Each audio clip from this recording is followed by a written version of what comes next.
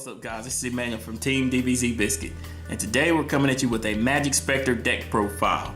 So let's jump into it and let's see what we're coming with. We run 3 Raccoon. Raccoon's your main searcher for the deck to be able to just summon him out, get whatever Majespecter you need, and just go off crazy combos from there. We run 3 Majespecter Toad. Toad is good just for instant, just set card and just go into a rank 4 play, or just go ahead and use your counter traps or spells that you need at that time. He's very good for just getting that extra search that you need for the deck at that time. Run 3 Fox. Fox is just good for getting the extra search too for your traps. He allows you to get what you need and trying to give you a little setup and give you an extra little attack boost too. And the fact that he's 15 over Toad. Toad's 13, he's 15, so it gives you extra little attack punch whenever you summon him. But I like him a lot too. We run 2 Unicorn. Unicorn, his effect is broken. To be able to sit there and just target any of your pendulums and your opponent's monster and just pitch it back up to hand, and with it being the Majespecters, they gonna get a plus off on the next turn. So it's a very good little effect. And he's 2000, and any of the Majespecters can't be destroyed by card effects, so you're gonna have to beat them over. So they could be a little pesky problem if they get in certain situations. Also too, we run a little small Draco engine and 1 Luster Pendulum and 2 Master Pendulum. To me, this little setup has worked out good.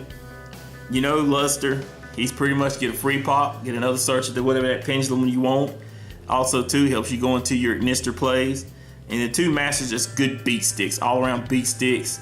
You also can destroy a pendulum card, clear up a pendulum zone if you need to. And we run also the Draco Lures, 1 Lecter and 1 Vector. Vector is just good for just stopping, negating the effects of face-up pendulums. And Lecter is good for negating the face-up pendulum effects, and Vector is good for negating the pendulum zone effects. But both of them are pretty much more useful in going to the Draco face-off and just beating down your opponent. We also run 2 Magical Abductor. Magical Abductor is probably one of the best pendulum monsters made, in my opinion.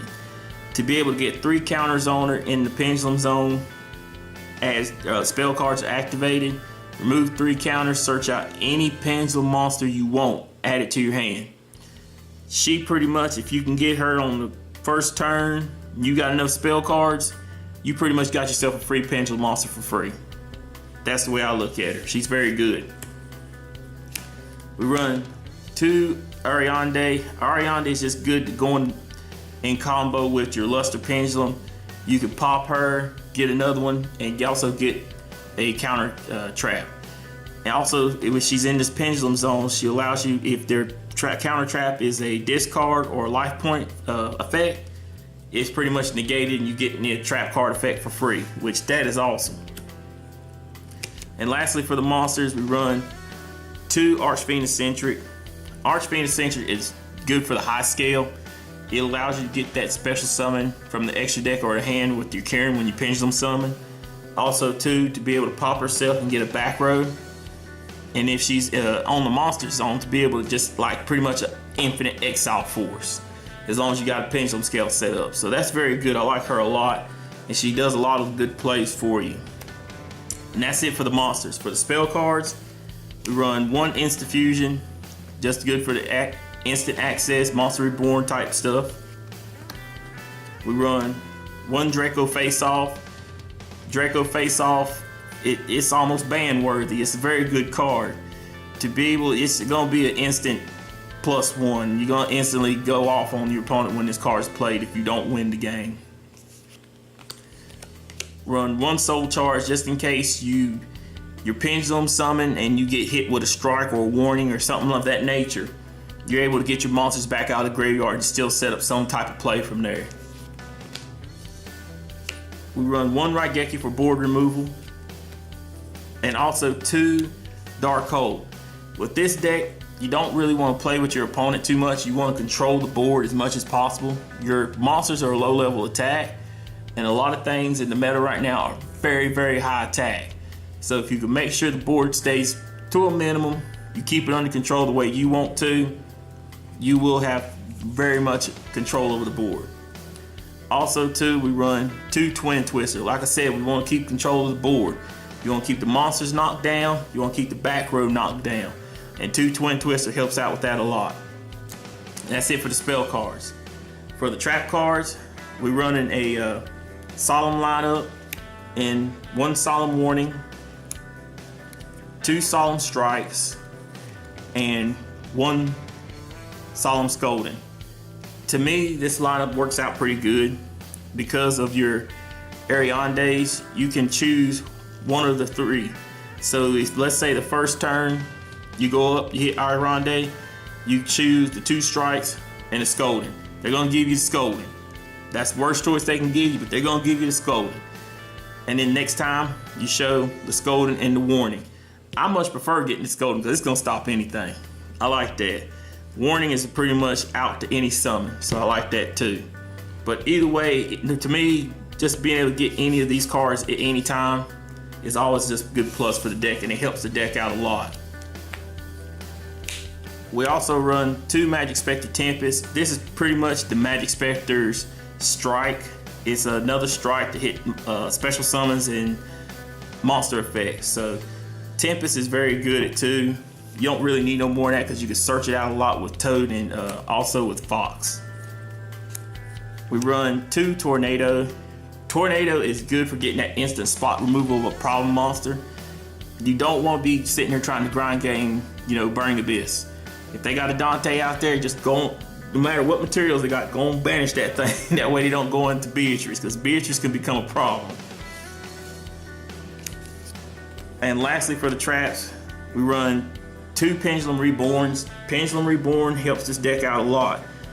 They want to keep monsters on board as much as possible, and the way the deck is set up, Majespecter's like every time they special summon, they get a search of either a monster or a trap. So if you sit here and you use Majespecter Tornado and you still have a Tempest set, you tribute off, use your Tornado, then activate Pendulum Reborn, bring that monster right back, get a search, and then if they activate something, hit them with the Tempest. So it's a very good little card for the deck, and it helps the deck out a lot. And that is it for the main deck. For the extra deck, we run 1 Elder Entity Norden. Easily going to your rank 4 plays, helps you get monsters out of the graveyard and set up other plays. We run the Dinister, a Blaster, and the Ascending Draco Slayer. These are just the Draco engine. It helps out a lot. Our Fusion to help against protecting our Pendulum monsters. Ignister, one of the best synchros of all time to be able to untarget, spin something back. And our Majespecter to just be able to get a free search. They all help the deck out a lot.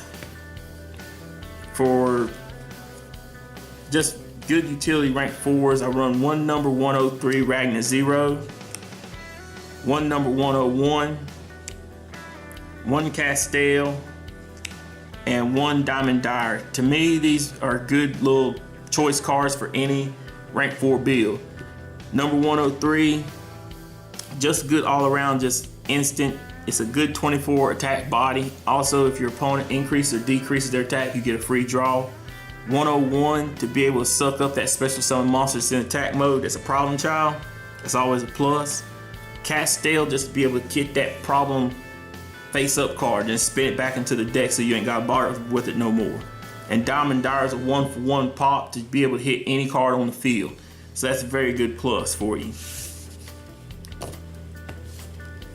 We also run 2 Lightning Shidori. Lightning Shidori is very good just to be able to get problem childs on the back row, hit that, snipe that face down back row, and also hit that monster. that can loop your opponent really, really bad if they got certain cards on the field. And that can really help the deck out a lot, because you much rather slow down your opponent and you keep your monsters out there as long as you can. So that's very good. We also run 2 Abyss Dweller. The way the format is, there are a lot of effects that like to kick off in the graveyard. And Abyss Dweller is not really that big attack monster, so it's going to get run over. But if you can sit there and bring it out, and you can knock them down for 1 turn, getting those effects in the graveyard, that's very good. Very, very good. And we run the Utopia lineup with number 39, the original Utopia, Utopia Prime, and Utopia the Lightning. This is just a good setup to help you get over any problem decks, Cosmos, Blue Eyes, anything that's really, really powerful that you can't get over with these little monsters. This will help you get over it. But that is it for the deck profile, guys. Leave a comment in the comment section below. Let us know what you think of the deck profile. This is Emmanuel from Team DBZ Biscuit. We're out.